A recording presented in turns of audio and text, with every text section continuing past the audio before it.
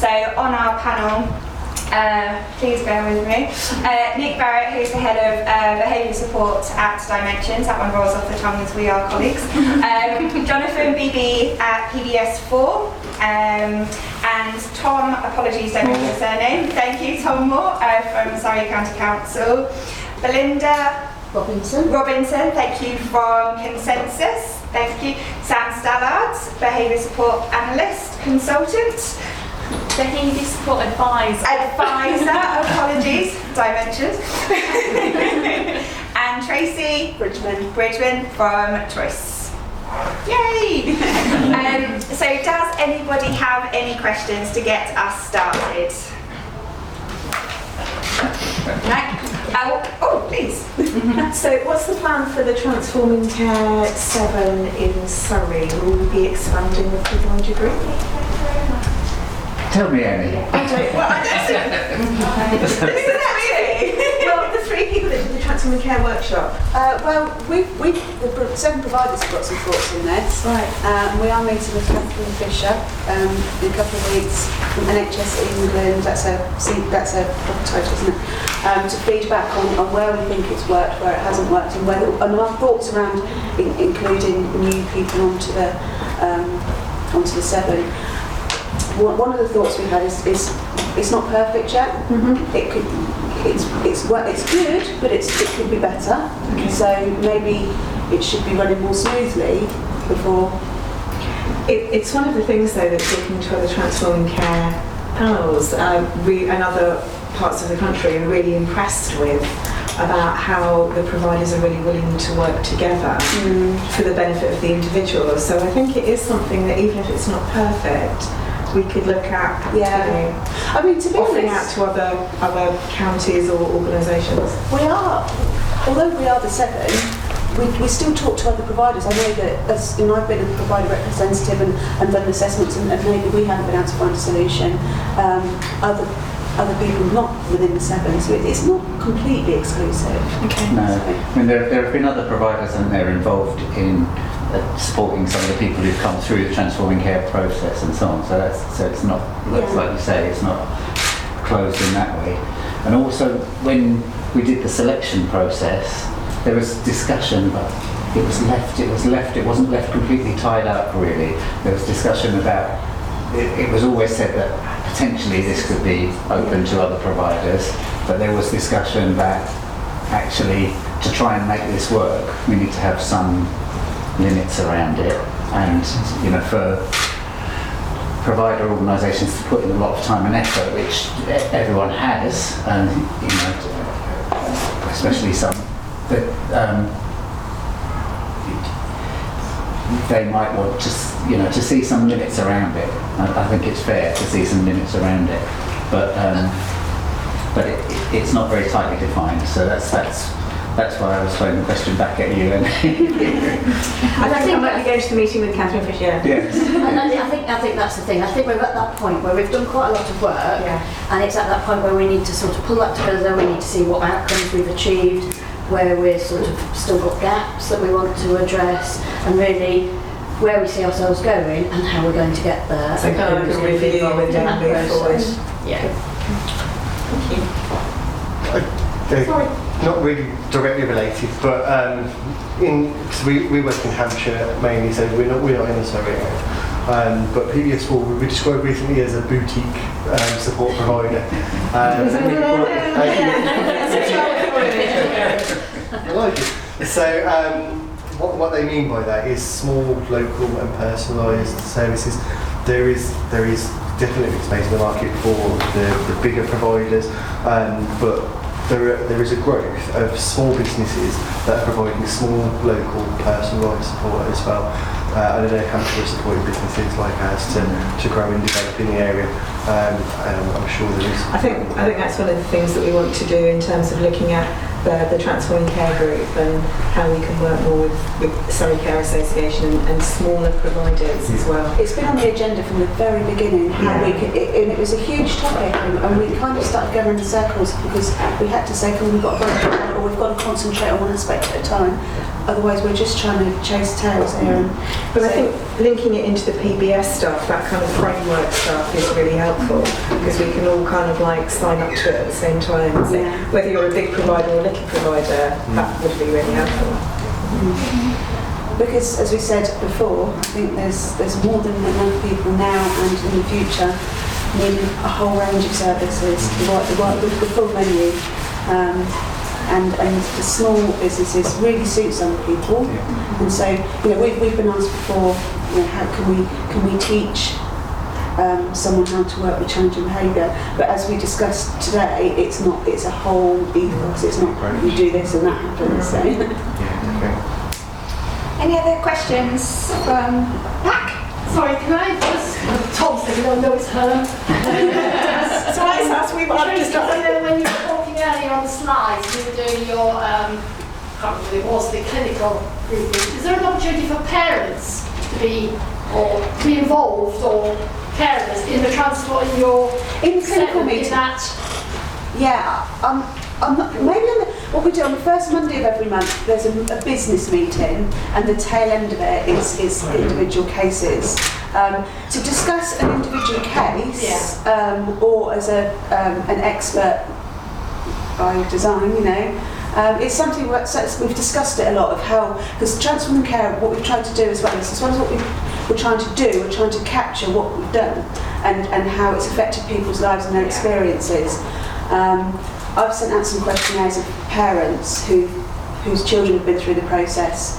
I think sometimes when it's they've just been placed or they've just moved on, it's too fresh in their minds. It's like, I just can't be dealing with this right now. But we do need some feedback from families, parents. I'm just going to say, do you ever need parents. in the future, just bearing in mind the occasional parent to come on board with the providers to offer? Because I just noticed when you were doing the points, there was no mention of family. I'm sure they are, or parent carers anywhere. So we've been trying to capture people like you. We've been trying to capture because on the Monday meeting, which is the clinical meeting, we were actually having a service user forum, and we were actually suggesting that we had a similar thing for the parents as well. So it wasn't a question of saying you necessarily came to the meeting, but we had some way of referring back to and involving. So I think it's something that we could certainly talk about at a business meeting I can see that and approach you. There would be difficulties perhaps having some parental input. You would have to sort of be careful how you got the voices in. I think it's really helpful to have. It's just a question of where it fits in the programme. Yes. Because the different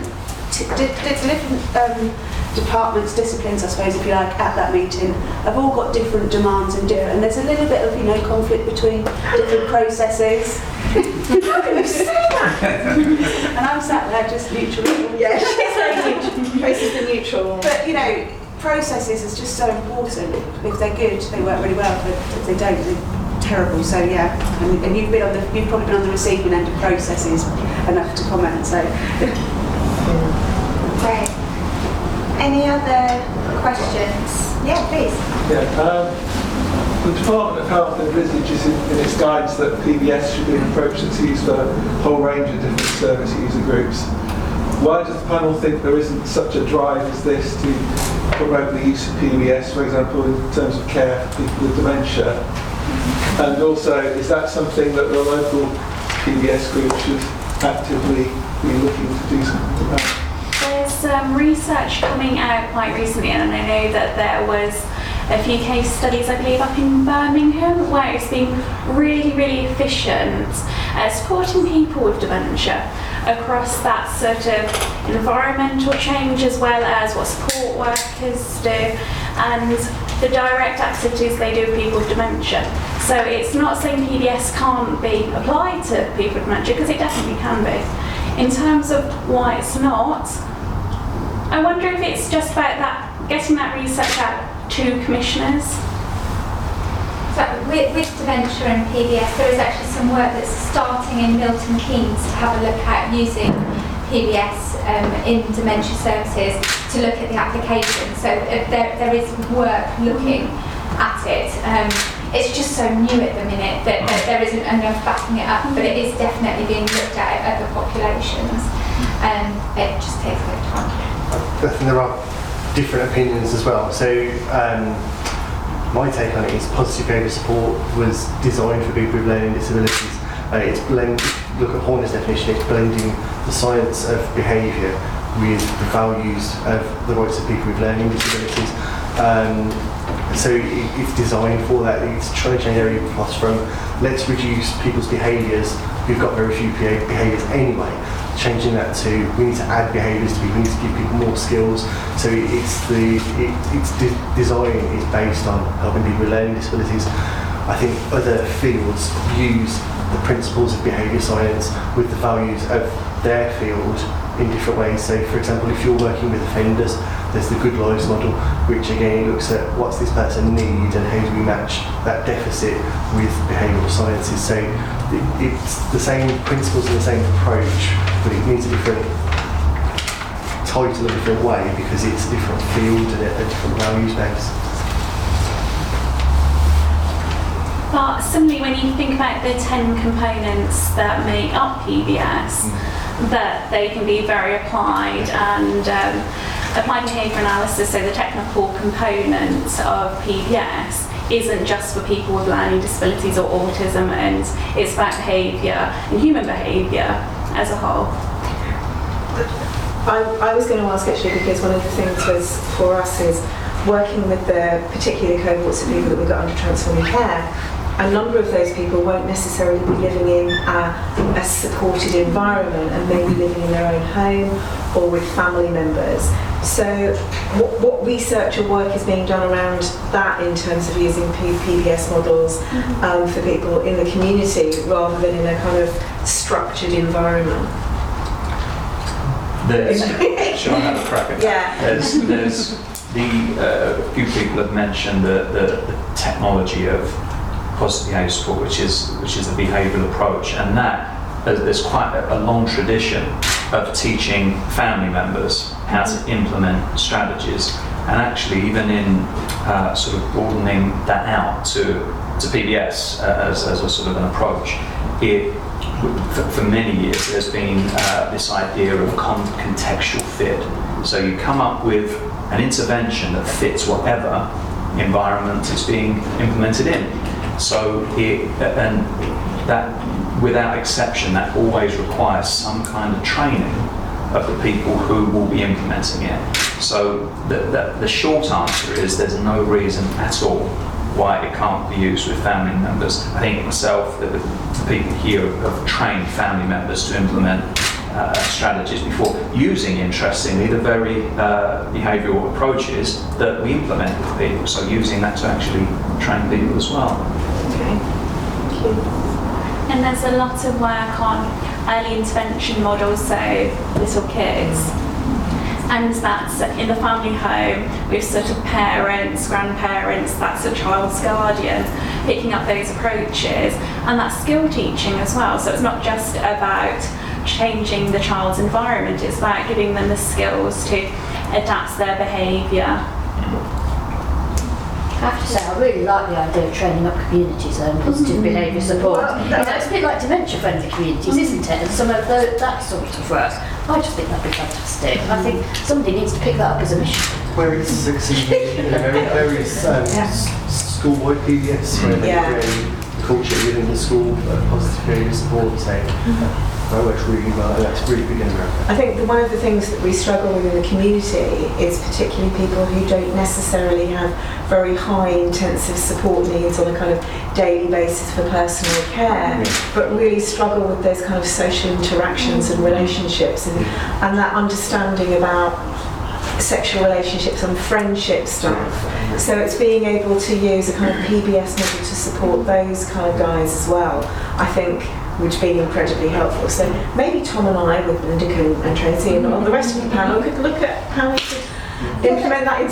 That kind of links in the dimensions talk with hate crime, because they did.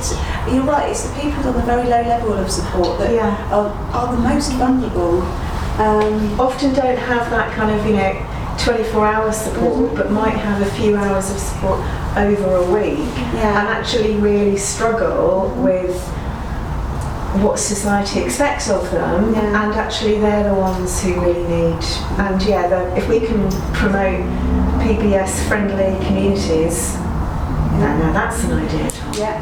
But it's just a step on from safe places. Exactly. It's just expanding that sort of approach in many ways. Okay. Right, that's on the next, that's on the next partnership. Any questions? Any public questions from anybody? So we have a question here, Tom, for yourself, about in-house PBS teams versus provider PBS or behaviour support teams, and how the two can perhaps work together. In-house PBS teams meaning Within like local NHS authorities. or The Intensive Support Service, CTPLD. Yeah. Yeah. I mean, I think part of the whole setting up the 7 and the thinking around transforming care in Surrey generally was that we want to use the skills that are there in provider organisations, and I think with the best will in the world, so you see the NHS teams restructured relatively recently, so that we've got this intensive support service now. There's a lot of skills there, but we need a skilled system of services. We can't just rely on those NHS people to be our specialists and that's the end of it. If anybody needs any extra help, they'll come and learn from the NHS team. We need providers to have those skills. Now, how providers set themselves up to have those skills varies enormously. But I think, quite commonly you've got, each provider has their in-house PBS expert or experts or team, and that's really useful. But we wouldn't want to dictate how they would do that, because people know themselves how they've built it up and built their organisations and know what works for them and for the people they support. So we wouldn't want to dictate it, but we look and see that there is a variety, and so if you've got an individual here, well, there's a variety which goes from having none to having sort of quite comprehensive in-house PBS support, and so it's just trying to find the right organisations for the right individuals and so on.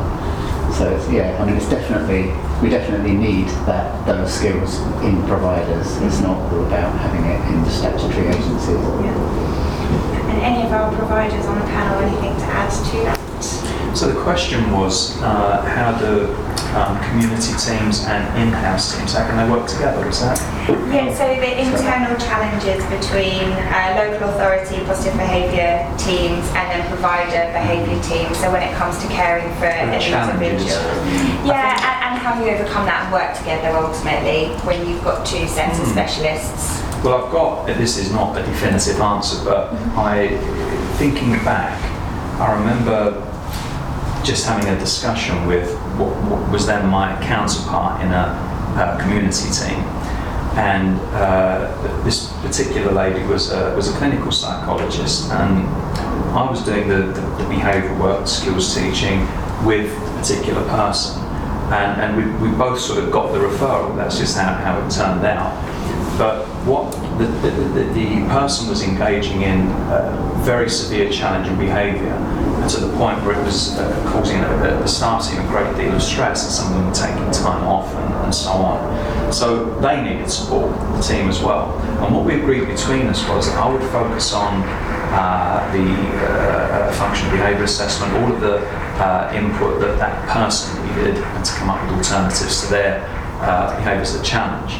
And the clinical psychologist would run sessions for the team, sort of debriefing sessions, blowing off steam sessions, and so it was really I'm not sure if people know they can come in. Yeah, someone just looked scared and went out. She's going. So I think sometimes it is, if you've got a mixture of skills, let's have a chat and figure out how best to use them. I mean, another sort of slant to it is the IS team, when we work with them, they're particularly good when in a crisis situation. by definition, we don't staff up vacancies in our services, and so if someone needs an emergency placement, then it's a case of all hands on deck.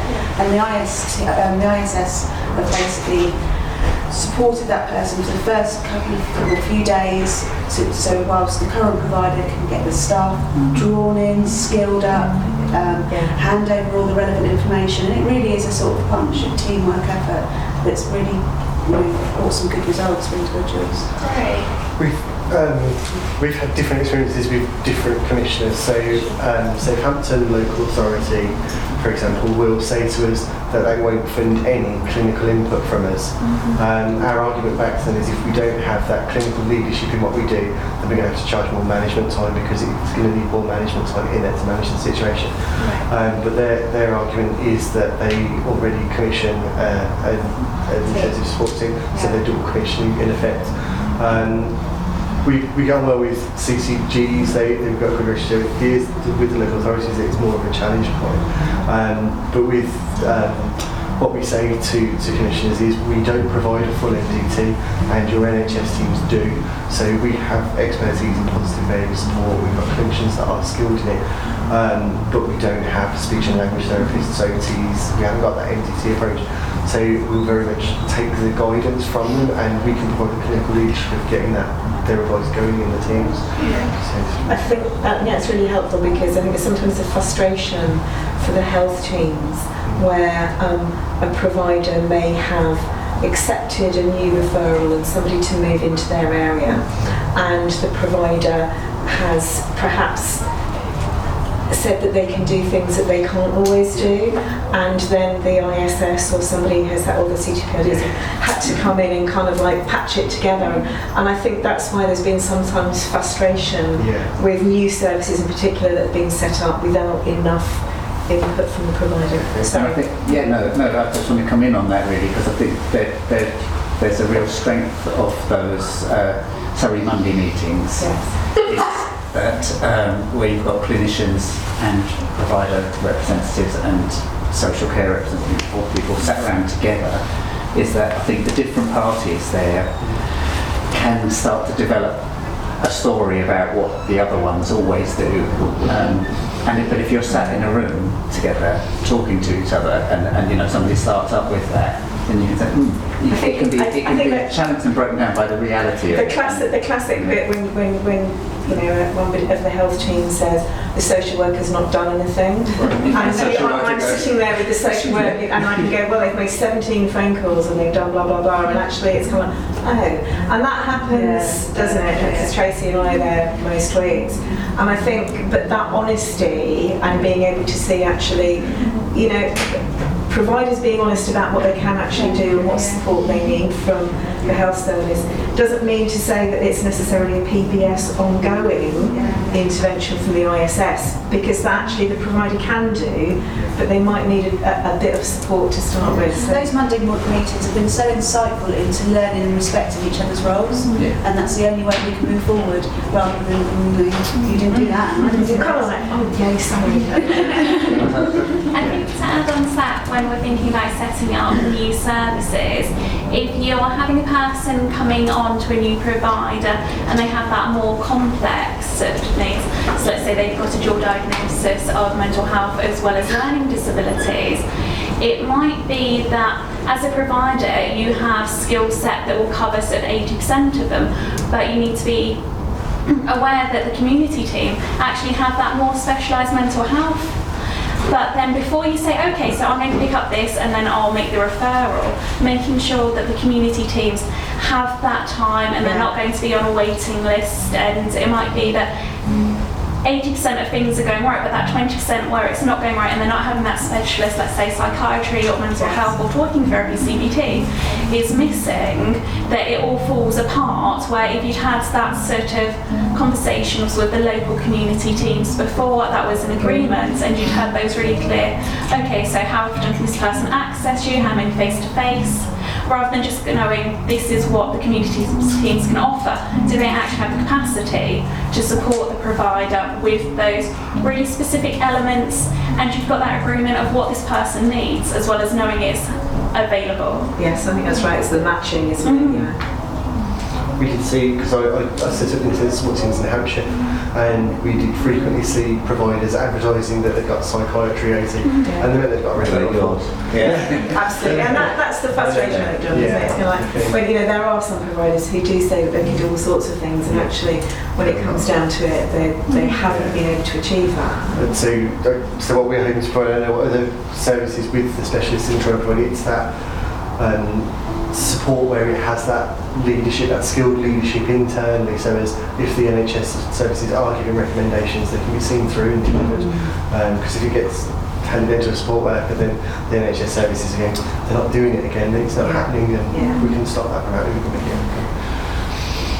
Great. Any questions from audience? So I have another question. Peter McGill isn't here, but specifically was talking about service specification and PBS, and obviously referenced Dimensions adopting PBS as a new model of support. Nick, are you able just to say a little bit more about what it is Dimensions are launching? Thank you. So Peter led some research at Dimensions that was looking at a whole new model of support. So it wasn't just a PBS intervention, it was a whole way of supporting people. So it was service level intervention as opposed to an intervention for a specific person, but it was very much based around a sort of a PBS approach. Not explicitly so, but in terms of many of the approaches that it incorporated. So, for example, changing the context in which support is providing, looking at all of those areas that are known to be associated with challenging behaviour. So, looking at how well a service supports people's communication, looking at how well it does under the area of activities. What it also did, this research, was it sort of broadened that out even further into looking at how the organisation runs as well. So it was looking at broader issues like staffing and does the wider organisation support people to provide the right support. So, for example, do policies work when it comes to supporting someone whose behaviour is challenged? So it was a very comprehensive way of looking at improving services, and it ran for just about a year, a bit less than a year. A group of services got this particular intervention, and another group didn't. So it was something called a randomised controlled trial. And at the end of that year, there's a comparison. So we took various measures at the start, levels of challenging behaviour in both groups, quality of life, quality of staff support, and at the end made a comparison. And it came out in the way we'd hoped, in that the group that got the intervention, there were significant reductions in challenging behaviour, and there were improvements in quality of life, excuse me, and in the quality of support provided to people as well. So that was the research bit, and what we decided was, as an organisation, well, we support quite a few people whose behaviour is challenged, but this is a model that can work for everyone. Okay, we don't just need to limit this to people whose behaviour is challenged. So what we're going to do is now take this model that was tested in sort of 20 odd services in total, or once groups were divided up, I think it ended up being about 11, and scale that up to about 800. So that was the big challenge.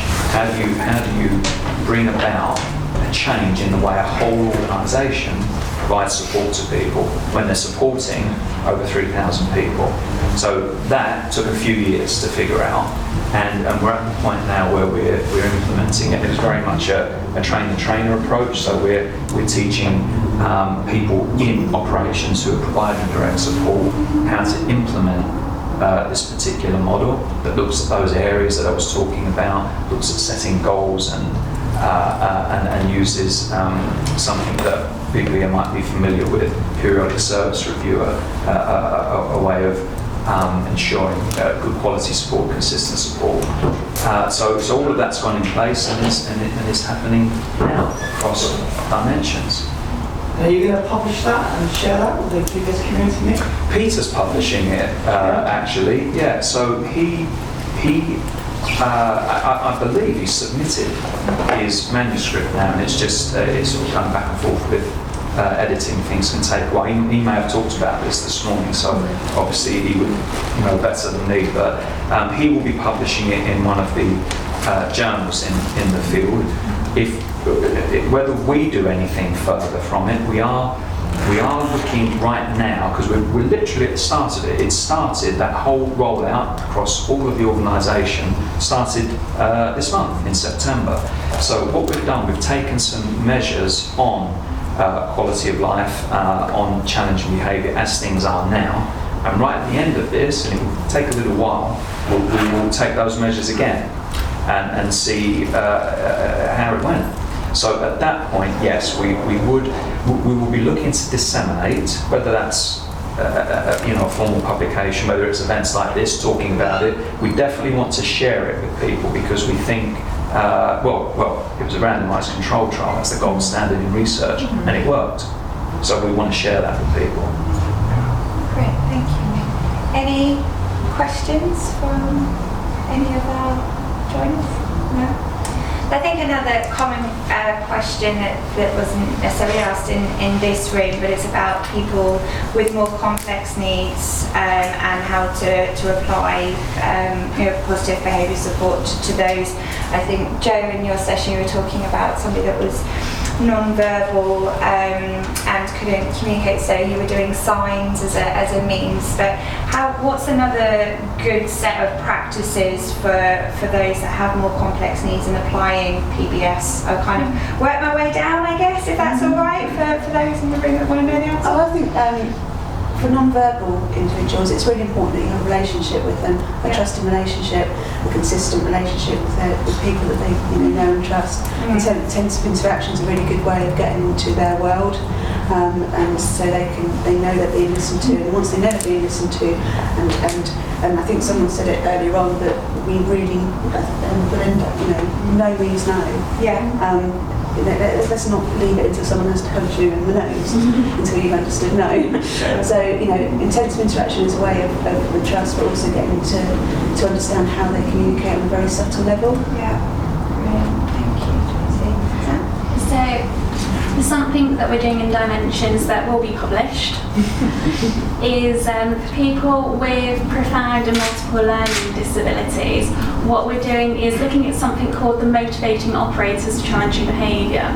So those are things that increase the likelihood of challenging behaviour. So if you've got a headache, for example, you're more likely to engage in challenging behaviour. That's just me, by the way.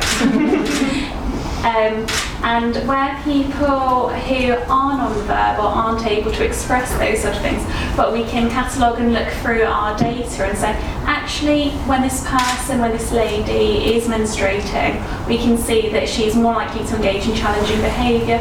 We can see when someone's gone a long time without their family members coming to visit, we can see that they're more likely to engage in self-interest behaviour, for example. We can start to pull that together and get like a good idea of those non-verbal cues, and then we can implement that within a behaviour support plan. Also, with the work that we're doing at the moment, we're looking at collating all of the information to see if there is any common themes that Dimensions can use as a platform to support people with those profound learning disabilities. I'm very Dimensions focused. Where Dimensions, we have something called Everybody Counts, and it's a platform where we invite people we support in to talk about how we can improve, what's going well, what's not working so well. Where people that we support with those profound learning disabilities aren't able to access that and communicate and contribute in those ways, we're working out how we can adapt that so we can still take their views in to improve our support. Brilliant, thank you. For me, I think it's about encouraging the staff team supporting people to have really good observational skills and also to document what they see, however small and unimportant it might seem. I mean, we seem to have had a number of experiences recently where maybe we're supporting people who don't use verbal communication, who've maybe got fairly checkered histories around types of service provision they've had, information about them just isn't there or has been lost. And so to really spend that time so that you can pull together that information that says, when Tom does this, it means this. But if he does it in this environment, actually it means this. So it's really, because for me, there's that sort of getting the communication right is just so key. Whether it's somebody with good verbal skills or somebody who doesn't use verbal communication. It takes that time for somebody to actually analyse and see those patterns and connect the dots. Yeah, Tom, anything? Yeah, I think the what's been said, and in terms of connecting with people and the range of approaches. So you're talking about intensive interaction. You're talking. People talk about total communication, using total communication environments and the skills of the team to do total, which is a bit of a buzzword, and different people mean different things by it. I think as a commissioner, what I would want to see in an organisation supporting people who with more severe needs, who might struggle to communicate and so on, is that they can draw on a range of ways of linking with people, a range of ways of communicating with people, and so that they will have the skills within their organisation. So if somebody comes through transition, say, has been using a specific communication mode in school, and say they've been using PECs in school, that the adult service has those skills in that the team can pick that up, but also draw on other options that may work for that person. So it's about not sticking to one path. This is the way we do it. It's about being able to draw on many. It's skills and experience in the organisation really. That makes sense. Yeah, makes sense. For me, skilled functional assessment is essential. People with complex needs, their behaviour is very complex. Human behaviour is very complex, and it's difficult to understand. For example, if someone's going like this, and the team think he's doing it for attention, they ignore him, then this is doing it because he's got toothache, and you put the wrong intervention in because you guess what's going on. You need a skilled functional assessment. Skilled functional assessments take time, so you've got to have good risk management as well. The teams will be afraid, they'll be hurt, they'll be frightened. You've got to make the situation safe before you do anything else. Stop the team from being afraid of the person and get them doing positive risk taking, giving the person a lot of it. Yeah, I think a lot of it's been covered. I guess I'd add that and I think this is what we've learned, what the science of behaviour analysis has told us is actually cause for optimism, because there are only certain behaviours that we're born with, and they're not much more than reflexes. All of the sort of interesting stuff is learned, including behaviours that challenge. So no matter how profoundly disabled someone is, if they've learned to engage in challenging behaviour, then they have to be able to learn something else. It's irrefutable. So for me, that's always a cause for optimism. We've got a way of helping people to learn constructive skills. Brilliant. I think we will come to an end of the Q&A session unless anybody else has any questions to add or any comments or anything. In which case, please join me in thanking our speakers today.